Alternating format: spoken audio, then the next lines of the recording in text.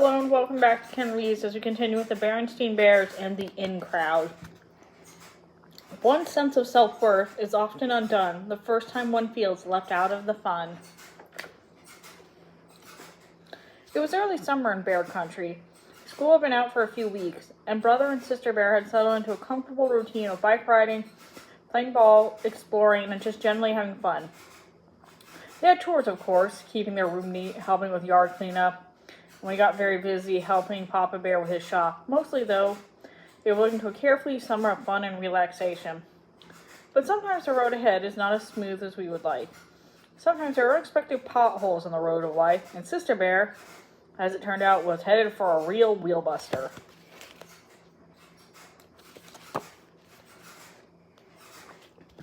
When school was closed, the playground was the gathering place for brother, sister, and the neighborhood cubs. It had swings and slides, a jungle gym, a track, and a sandbox for little cubs. There were also jump rope, frisbees, and soccer balls you could get from Miss Mack, who was in charge. On most days, Sister would stop off for her best friend, Lizzie Bruin, and they would go to the playground together. After a swing and a slide or two, they would go get jump rope from Miss Mack. Lately, they had been getting 2 ropes for double dutch. In double dutch, the jumper jumps over 2 ropes that are turned into opposite directions. It isn't easy, but Sister and Lizzie had some of their friends had been practicing. They were getting pretty good at it. That was what happened the day the trouble started. Sister and Lizzie had 2 ropes and were looking for other cubs to join them. But where was everybody? Where were Anna, Millie, and Linda, their usual jump mates? As they looked around, they spied a small crowd at a far corner of the playground near the bike rack. That's when Anna ran by.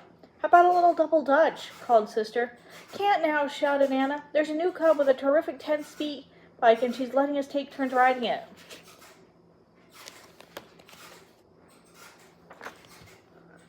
It sounded interesting, and even Sister and Lizzie were still a bit small for 2 years. They decided to investigate. The new cub not only had a pretty sharp bike, it was purple and had 10 speeds and handbrakes. She was pretty sharp herself. She wore purple stretched pants, a designer top, a yellow headband, and hoop earrings. "Her name's Queenie McBear," whispered Anna, "and she just moved into the neighborhood. She has pierced ears." Sister pushed away through a crowd, gave a newcomer who was taller than she was and a little bit over a big smile and said, "Hi, I'm Sister Bear."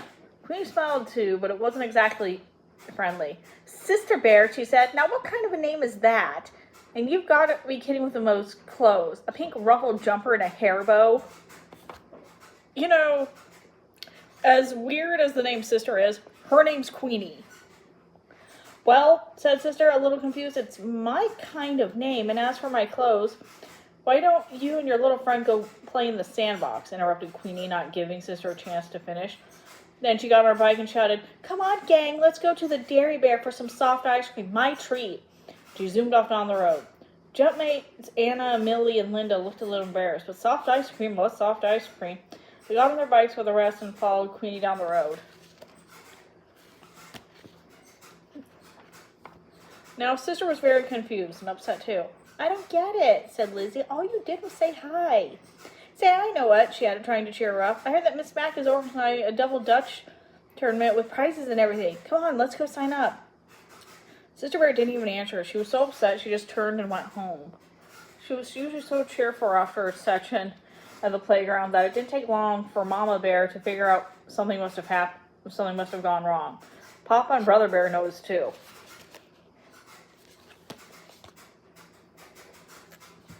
After supper, the whole story of Queenie came out. Her bike, her sharp clothes, and how she made fun of Sister and then treated everybody to soft ice cream. "Everybody except Lizzie," she said. Me and Lizzie," she said glumly. "What did she make fun of?" asked Mama. "My name, my clothes, my hair bow." "Me," said Sister. "Oh dear," said Mama. "That wasn't very nice. Not very nice at all.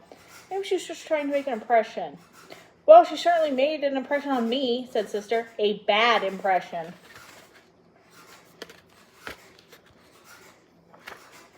Of course, Mama had been a cub once, and she knew about in crowds and cubs like Queenie who tried to build themselves up by putting others down.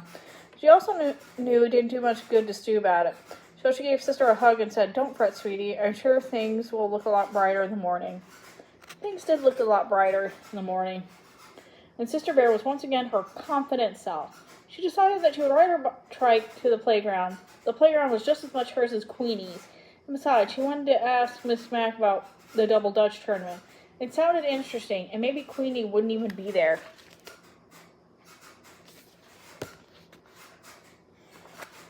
Queenie was not only there, she and the gang were riding around the track on their bike. When Sister tried to join in, all she got for trouble was a cloud of dust and more Queenie's smart talk. "Well, if it isn't little Miss Hairbow on her tricycle. Excuse our dust," she shouted as she whizzed past. Excuse her dust indeed, thought Sister, getting an idea. "I'll show that Queenie McBear." She pedaled home as fast as she could. She hoped Brother Bear wasn't out riding his big two-wheeler, because that was her idea, to borrow his bike, go back and ride circles around that Queenie McBear.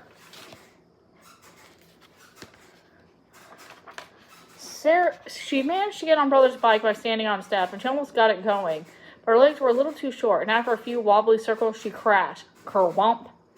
"Oh dear," said Mama, who had just returned from a quick shopping trip to the mall and was watching one of the treehouse windows. She had a pretty good idea that Sister's attempt to ride a two-wheeler had something to do with Queenie and the in crowd. "I guess you had another run-in with the new cub," she said as Sister came in the house. "Well, here's a little something to cheer you up." She reached into her shopping bag and took out some new clothes. Some new and different clothes for Sister Bear. There were some very sharp jeans, a green and white designer top, and a bright green headband. "For me?" said Sister. "Of course," said Mama. "Come on now, let's try them on. You know," she continued as she helped Sister have her pink ruffled jumper and polka dot blouse and into her new outfit. "Maybe these things will change your luck." "Maybe," agreed Sister. But then she asked, "Mama, why did Queenie pick on me like that?" "Well," said Mama thoughtfully, "sometimes there are cubs, even grown-ups, who behave that way. They show off for the crowd by picking on someone who has a certain kind of name or wears a certain kind of clothes. They try to build themselves up by putting others down. That's how in-crowds get started." "But what about Anna, Millie, and Linda?" asked Sister. "They've always been my friends. Why did they side with Queenie?" "Maybe they were glad Queenie wasn't picking on them. And soft ice cream is soft ice cream." "There," she said, removing Sister's pink hairband and putting on her new headband. "You're all set. Here, have a look at yourself in the mirror."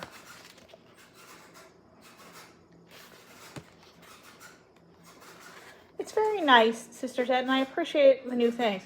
But there's one problem. It's just not me. I like me," she said, stepping out, "and I wouldn't change me for a whole bunch of Queenie McBears." And then she took off her new outfit and put her old one back on, hair bow and all. And she said, "Keep her old in crowd. Excuse me, Mom, I got a phone call to make." She marched over the phone and dialed a number.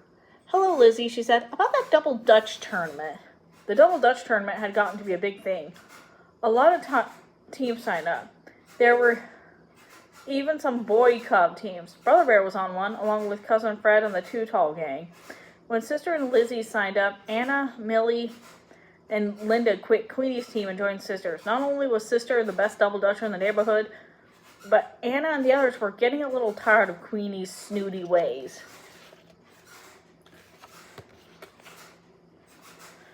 Sister Bear led her team in as fine as an exhibition of Double Dutch jumping as one I had ever seen in Bear Country. It was no contest. Her team won going away. Queenie's team was a Double Dutch disaster, especially Queenie, who made the mistake of wearing beads and big hoop earrings that were caught in the rope and ended in a terrible tangle. After the prizes were awarded, the cubs crowded around and congratulated Sisters. They wanted to teach them some of her Double Dutch tricks. As they lined up for lessons, Lizzie called out to Queenie, "Hey, what about you?" "No, thanks," said Queenie with a little grin. "I've already learned my lesson." Okay, and that's the end of that story. See you later.